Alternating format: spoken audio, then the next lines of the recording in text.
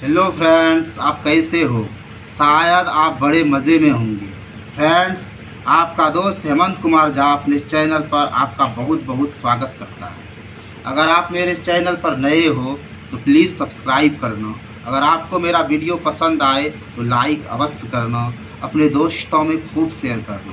Guys, मेरा आज का टॉपिक सेकेंड टर्मिनल एग्जामिनेशन 2021-22 का सेट 3 का ABC का कंप्लीट सॉल्यूशन है गाइस, और ये सब्जेक्ट बायोलॉजी का है और ये क्लास 11 के जैक स्टूडेंट के लिए काफ़ी उपयोगी है गाइस। हम सेट 3 का आज कंप्लीट सॉल्यूशन लाए हैं। आइए देखिए, ग्रुप ए का पहला क्वेश्चन क्या है। एक गैसीय पादप हार्मोन का नाम बताइए, तो ये आपका इथिलीन हो जाएगा।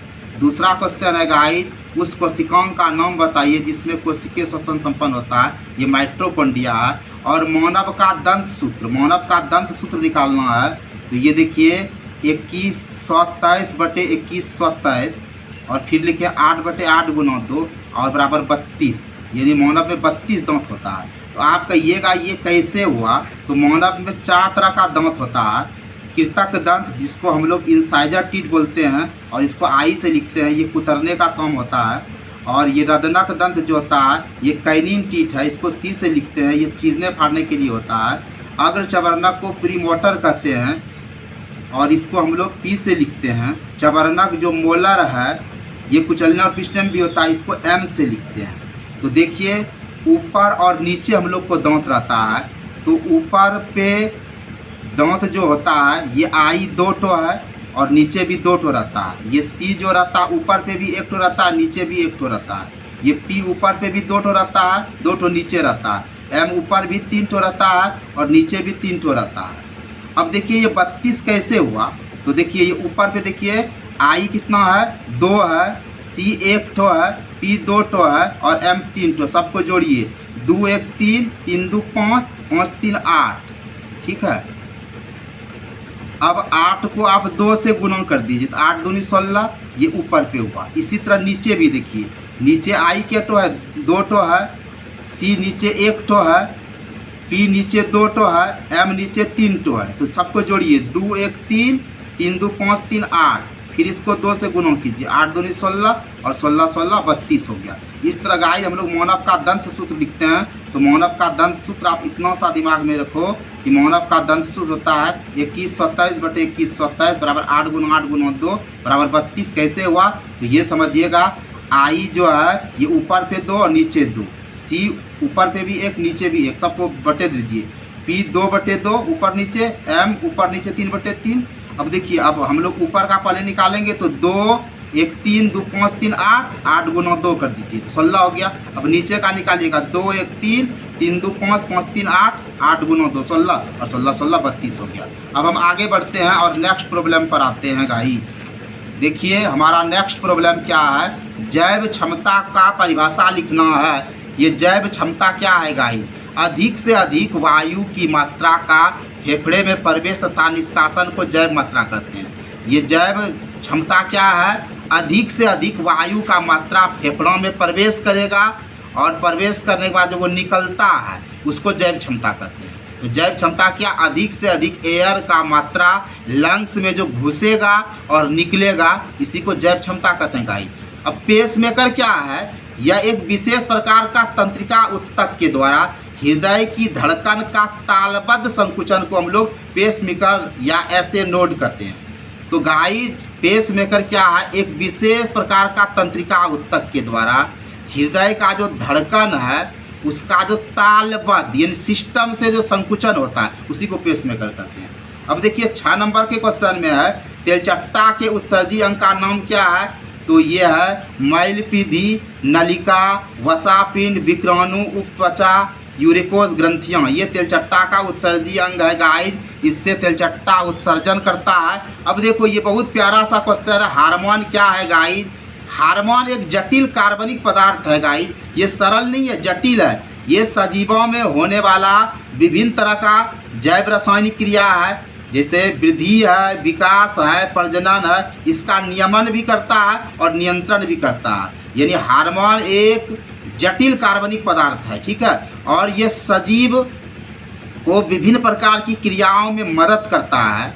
ये जीवों के वृद्धि में मदद करता है, उसके विकास में मदद करता है, जीव के प्रजनन में मदद करता है, ये नियमन भी करता है और कंट्रोल भी करता है। गाइस यही हार्मोन है। अब हम आगे बढ़ते हैं और ग्रुप बी के क्वेश्चन पर आते हैं। देखिए ग्रुप बी में हमारा क्वेश्चन क्या है। पहला क्वेश्चन, अमाशय में प्रोटीन के पाचन की प्रक्रिया। अमाशय में प्रोटीन का डाइजेस्ट कैसे होता है। गाइस जठर रस में पाया जाने वाला पेप्सिन एंजाइम, ठीक है, जठर रस में पेप्सिन एंजाइम पाया जाता है और ये अघुलनशील प्रोटीन को पेप्टॉन में बदल देता है। ये पेप्सिन एंजाइम प्रोटीन को पेप्टॉन में कन्वर्ट करता है, ठीक है। अग्नाशयी रस में पाया जाने वाला प्रोटीन जो है ये पाचक एंजाइम को ट्रिप्सिन में बदल देता है और पेप्टॉन को एमिनो अम्ल में बदल देता है। छोटी आंत में सक्कस इंटेरिकस जो होता है वह शेष बचे प्रोटीन को एमिनो अम्ल में कन्वर्ट कर देता है। तो गाइस एक बार फिर से समझो, अमाशय में प्रोटीन रस का पाचन कैसे होता है। तो जठर रस में पेप्सिन एंजाइम पाया जाता है और ये पेप्सिन एंजाइम प्रोटीन को पेप्टॉन में बदल देता है, ठीक है। और अग्नाशयी रस में जो पाया जाने वाला प्रोटीन होता है यानी पाचक एंजाइम ये ट्रिप्सिन पेप्टॉन को एमिनो अम्ल में बदलता है। तो ऐसे समझो ये पेप्सिन एंजाइम जो है ये प्रोटीन को किस में बदल देता है, पेप्टॉन में बदल देता है, ठीक है।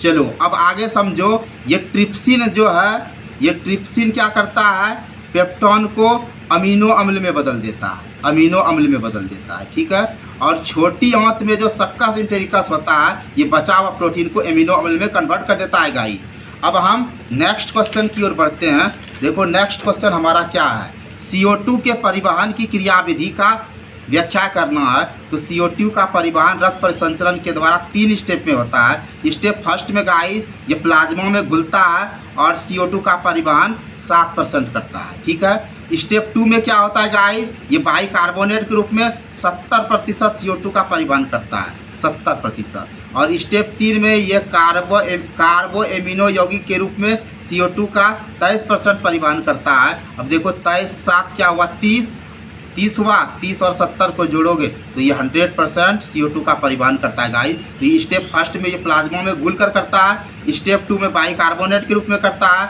और स्टेप 3 में कार्बो एमिनो यौगिक के रूप में करता है। गाइस अब हम नेक्स्ट की तरफ बढ़ते हैं। शिखाग्र प्रधान्यता क्या है और इसके लिए जिम्मेदार हार्मोन का नाम क्या है। अब देखो पौधों में अगर शीर्षस्थ कली रहेगा, अगर कोई पौधा है और इसका ऊपर में कोई बड है तो ये जो पार्श्व कली है इसका वृद्धि रुक जाएगा। अगर ऊपर में कली है तो ये वृद्धि खूब करता है और इधर जो पार्श्व में जो कली है इसका ग्रोथ रुक जाता है। ऐसे स्थिति को शिखाग्र प्रधान्यता कहते हैं और इसके लिए ऑक्सिन हार्मोन जिम्मेदार है। अब 4 नंबर में सांस गुणांक का परिभाषा लिखना है और वसा गुणांक का मान क्या होता है। तो ये सांस गुणांक को RQ लिखते हैं और ये बराबर आप फार्मूला के रूप में याद करो कि CO2 का कुल उत्पादन और बटे O2 का कुल उपभोग, यही सांस गुणांक है। गाइस और जो ये वसा गुणांक है इसका मान हमेशा 1 से कम होगा, वसा गुणांक का मान हमेशा 1 से लो होगा। अब हम आगे बढ़ते हैं और नेक्स्ट सवाल पर आते हैं कि बहिस्रावी और अंतःस्रावी ग्रंथि में क्या अंतर है। देखो बहिस्रावी यानी बाहरी ग्रंथि और अंतःस्रावी अंदर वाला ग्रंथि, इसमें पहला अंतर क्या है कि इसके द्वारा निकलने वाला स्राव को एंजाइम कहते हैं, गाइस, ठीक है। यानी बहिस्रावी ग्रंथि से जो स्राव निकलता है वो एंजाइम कहलाएगा और अंतःस्रावी ग्रंथि से जो निकलेगा स्राव उसको हार्मोन कहेंगे। तो बहिस्रावी एंजाइम निकालता है, अंतःस्रावी ग्रंथि हार्मोन निकालता है। इसमें कौन कौन आता है, श्वेत ग्रंथि आता है, दुग्ध ग्रंथि आता है, लार ग्रंथि आता है। अंतःस्रावी ग्रंथि में थायराइड ग्रंथि आएगा, पिट्यूटरी ग्रंथि आएगा।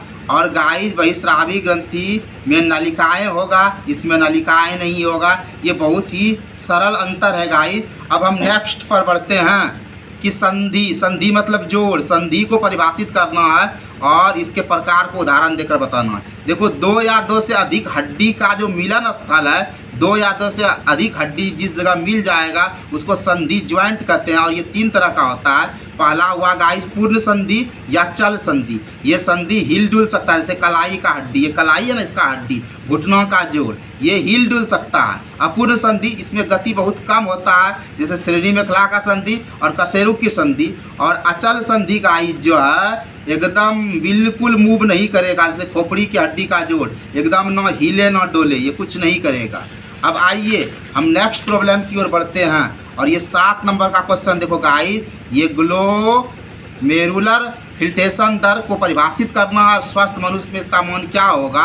देखो ये किडनी जो है पर मिनट जो फिल्ट्रेशन करता है, छानने का काम जो करता है ये मूत्र की मात्रा को, तो किडनी द्वारा प्रति मिनट फिल्ट्रेशन की गई मूत्र की मात्रा, ये ही हमारा ग्लोमेरुलर फिल्ट्रेशन दर है गाइस, कि किडनी प्रत्येक मिनट हर मिनट जो फिल्ट्रेशन किया गया मूत्र है, मूत्र को जो छानता है पर मिनट, यही हमारा क्या है ग्लोमेरुलर फिल्ट्रेशन दर है। और एक स्वस्थ मनुष्य गाइस 125 मिली प्रति मिनट, यानी एक मिनट में 125 ml ये मूत्र का फिल्ट्रेशन करता है। तो गाइस आप समझ गए होंगे कि ग्लोमेरुलर फिल्ट्रेशन दर क्या है, किडनी द्वारा हर मिनट में फिल्ट्रेशन की गई मूत्र की मात्रा ही ये ग्लोमेरुलर फिल्ट्रेशन दर है। अब हम बढ़ते हैं ग्रुप सी के तरफ कि ग्लाइकोसाइसिस प्रक्रिया का स्टेप क्या है। इसका 10 स्टेप है गाइस। पहला स्टेप है प्रथम फास्फोरिलेशन, दूसरा है समावेशीकरण, तीसरा है द्वितीय फास्फोरिलेशन, चौथा है फ्रेक्टोज 1, 6 फास्फोट का विभक्त होना, पाँचवा है फास्फोरिलेशन, छठा एटीपी का निर्माण, सातवां अणु का आंतरिक पुनर्वियास, आठवां है निर्जलीकरण, नौवां है एटीपी का निर्माण और 10वां है पायरुवेट का निर्माण। गाइस ये 10 स्टेप को आप याद रखो, आपका काम हो जाएगा। अब देखो गाइस, अब हमारा नेक्स्ट प्रॉब्लम है कि यकृत के 5 का, ये लीवर का 5 का, लीवर अमोनिया को यूरिया में चेंज करता है गाइस, लीवर कोलेस्ट्रॉल को घुलनशील बनाए रखता है और ये वसा का पाइसीकरण भी करता है। ये यकृत जो होता है भोजन को क्षारीय बनाता है और गाइस यकृत का जो सबसे बड़ा अहम रोल है, ये ब्लड को बनाने में भी हेल्प करता है। आइए हम नेक्स्ट सवाल की ओर बढ़ते हैं कि नेफ्रॉन की संरचना एवं कार्यविधि का सचित्र वर्णन करना है। आपको हम दिखाते हैं नेफ्रॉन का संरचना। देखो ये गाइस नेफ्रॉन है, ये देखो ये नेफ्रॉन है, ये फिगर आप नेफ्रॉन का बनाइएगा। ये देखिए ये बोमैन कैप्सूल है, ये वृक्क की धमनी शाखा है, ये वृक्क की शाखा है, ये वृक्क धमनी है, ये ग्लोरुलस है, ये विक्राणु का नलिकाकार भाग है, ये संग्राहक वाहिनी। आप ये नेफ्रॉन अर्थात विक्राणु का फिगर पहले बना लीजिएगा आराम से, ठीक है, और नामांकित कर दीजिएगा। उसके बाद आप वर्णन कीजिएगा। देखिए आप वर्णन कीजिएगा फिर कि नेफ्रॉन को विक्राणु भी कहते हैं और वृक्क की संरचनात्मक एवं क्रियात्मक इकाई को नेफ्रॉन कहते हैं। वृक्क का, किडनी का जो संरचनात्मक और क्रियात्मक इकाई है उसको नेफ्रॉन कहते हैं। एक वृक्क में 10 लाख नेफ्रॉन होते हैं गाइस। और नेफ्रॉन का कार्य क्या, ये मूत्र का निर्माण करता है। प्रत्येक नेफ्रॉन में एक सिरा जो होता है कप जैसी रचना बनाता है, जिसको हम लोग बोमैन कैप्सूल कहते हैं। और इसके अंदर रक्त कोशिका का जाल होता है, जिसको हम लोग कोशिका गुच्छ कहते हैं। कोशिका गुच्छ में उच्च रक्तचाप के कारण जो उत्सर्जी पदार्थ है, अपशिष्ट पदार्थ है, वो छनकर बोमैन कैप्सूल में चला जाता है और वहाँ से फिर कुंडलित नाल में हेनेल्स लूप में जाते हुए संग्राहक नलिका में पहुँच जाता है। जब संग्राहक नलिका से होकर ये मूत्राशय तक आ गया और जब मूत्राशय में आ गया तो इस प्रकार छने हुए उत्सर्जी पदार्थ मूत्राशय में पहुँच जाएगा और वहाँ समय से पर आदमी मूत्र त्याग करेगा।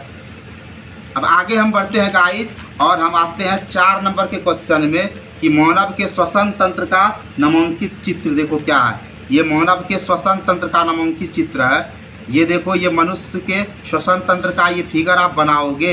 ये देखो ये नास गुहा है, ये मुंह है, ये कंठ है, ये श्वास नली है, ये प्रधान श्वास नली, ये फुफ्फुस है।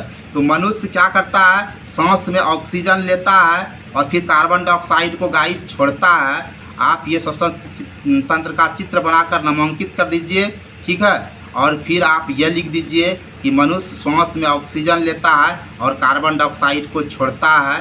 ठीक है। और मनुष्य के लिए ये श्वसन जो है अहम है। अगर मनुष्य श्वसन नहीं करेगा तो उसके भोजन का ऑक्सीकरण नहीं होगा, उसके शरीर में जो रक्त है और रक्त में जो हीमोग्लोबिन है उसका परिवहन नहीं होगा। तो श्वसन बहुत ज़रूरी है गाइस। जब श्वसन नहीं होगा तो आदमी ज़िंदा नहीं रह पाएगा। अब आगे हम बढ़ते हैं और 5 नंबर के क्वेश्चन पर आते हैं। चित्र की सहायता से दोहरा परिसंचरण को समझाना है। मनुष्य में रक्त को हृदय से होकर 2 बार गुजरना पड़ता है, यही दोहरा परिसंचरण है गाइस। अब देखो होता क्या, शिराओं द्वारा शरीर के विभिन्न भागों में अशुद्ध रक्त जो होता है वो हृदय में आता है। हृदय उसको शुद्ध होने के लिए अलग मार्ग से फुफ्फुस में भेज देता है और जहाँ CO2 बाहर विस्सित हो जाता है और O2 रक्त में आ जाता है और इस प्रकार ऑक्सीजन युक्त ब्लड जो है ये पुनः हार्ट में आ जाता है, जिससे शरीर के अंगों में पहुँचाने के लिए पंप कर दिया जाता है। तो दोहरा परिसंचरण क्या है, मनुष्य में जो रक्त है ये हृदय से होकर 2 बार गुजरता है, यही दोहरा परिसंचरण है गाइस। आई होप आप आज के वीडियो को बड़े मस्ती से समझे होंगे। आपको वीडियो वाचिंग के लिए धन्यवाद। और धन्यवाद देकर मैं गाइस आपसे ये अनुरोध करता हूँ कि आप वीडियो को पूरा देखें और वीडियो को आप पूरा शेयर करें ताकि हर बच्चे तक ये पहुंच सके और उसका एग्ज़ाम सही से जा सके। तो गाइस आपको मैं पुनः धन्यवाद करता हूं। जय हिंद, जय भारत।